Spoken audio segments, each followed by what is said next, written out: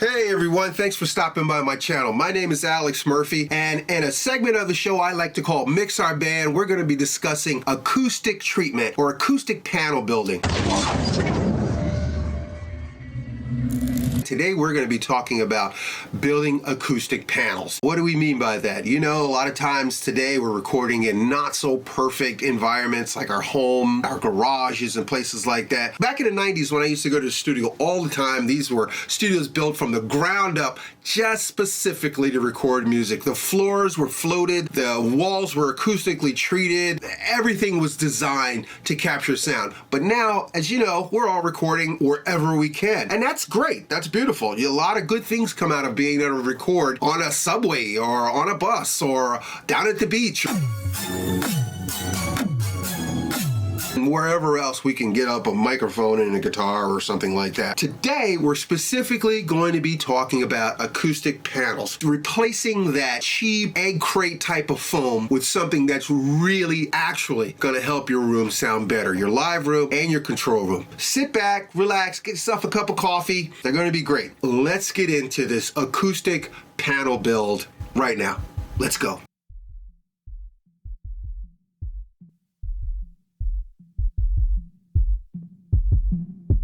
Because we're using relatively thin pine wood, we want to drill some pilot holes first for our screws so that we won't split the wood.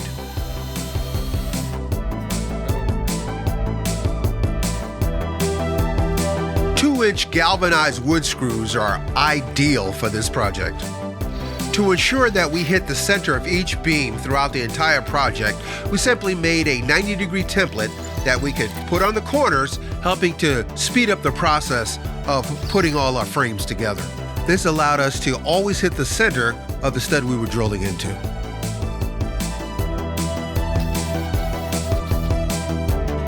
We built 15 panels, 10 for our live room and 5 for our control room.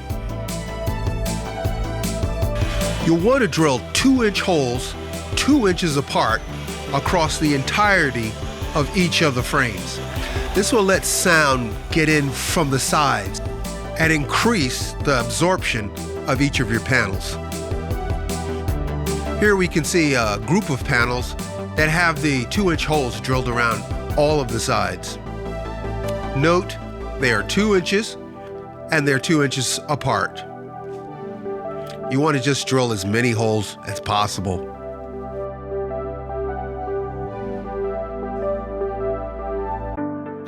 Next, we double check the size of our fabric to ensure that everything's going to come together once we start to assemble our panels.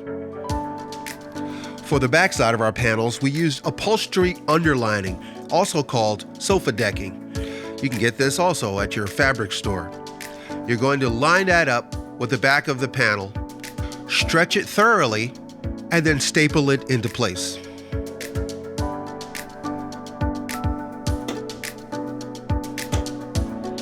Any staples that didn't go in firmly, simply tap them with a hammer and drive them all the way in. You're going to want to cut off a little bit of the extra corner, so that's going to make it a lot easier to fold your fabric around the frame.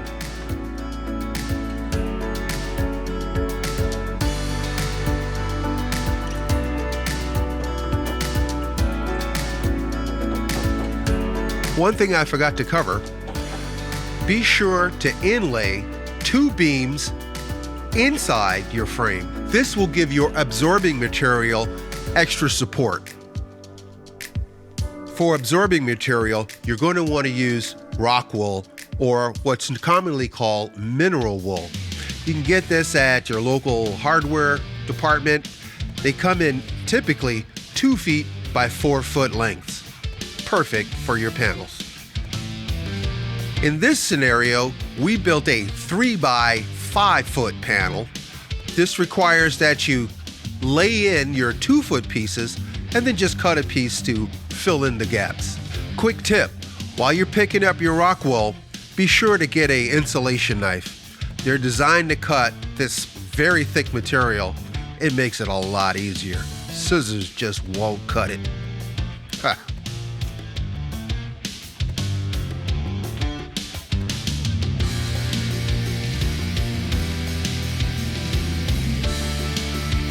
Be sure to tuck the rock wool in tightly so that when you raise the panels up, it won't shift around or bulk up at the bottom, but stay firmly placed.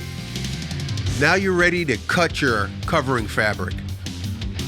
Be sure to get a fabric that you can actually blow wind through, because this will ensure that the sound will go through the fabric and into the absorbent material. When you're cutting your fabric for the panels, be sure to leave about 6 to 8 inches on all the sides. That will ensure that the fabric will wrap completely around the panel and staple into place correctly. Once you have your fabric all cut and fitting your panel, wrap it around the panel, then flip it all over. You're going to want to start at one of the longer corners and just staple that into place. Don't stretch the fabric just yet. Then go to the opposite side on that same long side and staple that corner. Then staple the middle and then in between each of those places.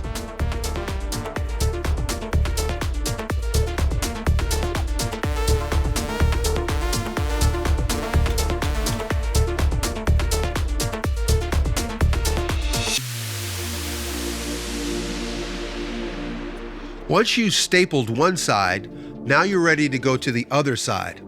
When doing this side, you can go ahead and pull the fabric tightly so that you really stretch it around your panel. This is going to ensure that the rock wool really stays firmly put. The tighter you stretch it, the firmer it's all going to be.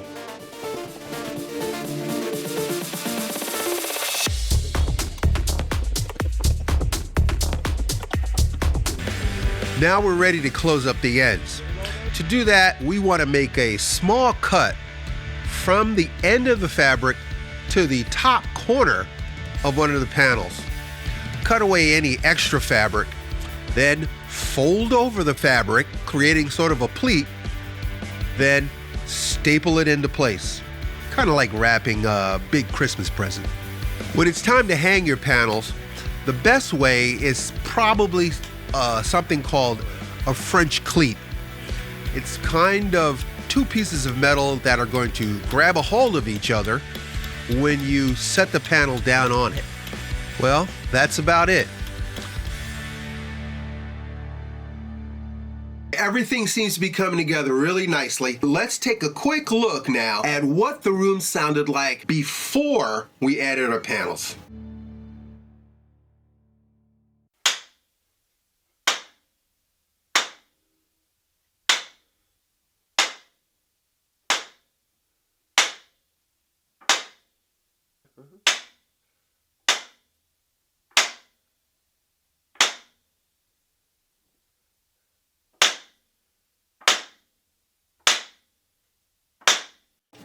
All right, that's the sound of our room before we did any acoustic treatment. Now you can clearly hear every time we smack the boards together, there's a slap back that is coming from the walls. That's not entirely bad, but our situation is that we want to control it. We don't always want the room. It's not a perfect room. This room was not designed to record in. It's a room in a house. You know, if you ever look on a plugin or something and it has a preset that says garage, cathedral, well, this one would say house.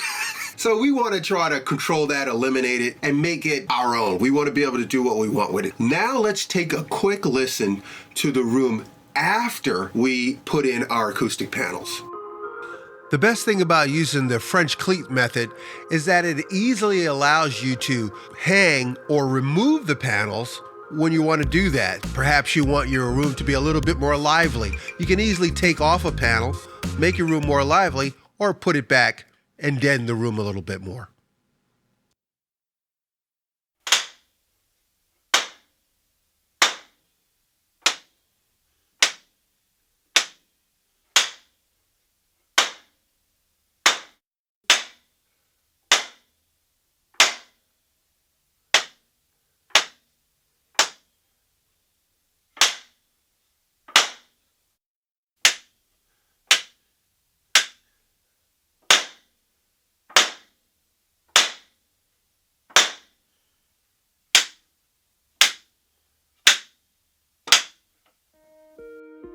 Ah, now that sounds much better. You can clearly hear the slapback return or reverb echo when the two boards are slapped together. There's a and that's me hitting the thing, but who cares? After the panels are put in, all you tend to hear is the sound, the item that's generating the sound. So you don't hear the return from the walls. You don't hear that. You just hear the, and that's it. And that's what we want. We want the true sound of the instrument, unless we wanted some of the room. Perhaps we're recording drums and we want to make the snare drum a little bit more lively. All you would do is simply remove some of the panels, take them and put them to the side, put them in another room, and this will make your room a little bit more lively again. Maybe you want to say, well, I'm going to apply all of the reverb and stuff in my DAW. You just put your acoustic panels back up. Now you got a much deader room. Go ahead and drum away, and you got a really good drum sound. Same with guitar. You want to capture the sound of the guitar and maybe not the guitar and the room. Also with vocals. Yeah, it came out really well. I hope that yours comes out just as good. I know it is because you're really good like that. I want to thank you for stopping by and hanging out. If you like this video, if you think you got something out of this video, please give it a like. Subscribe to the channel. There's going to be a lot more talk about music production, audio and video production, and all the things in between there. My name is Alex Murphy. I want to thank you for stopping by the channel. And until next time, peace!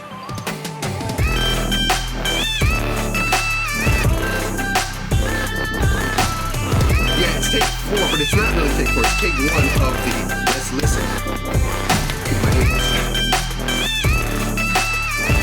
And then we built 10 or how many? 15 total. 10 for the live room, 5 for the total.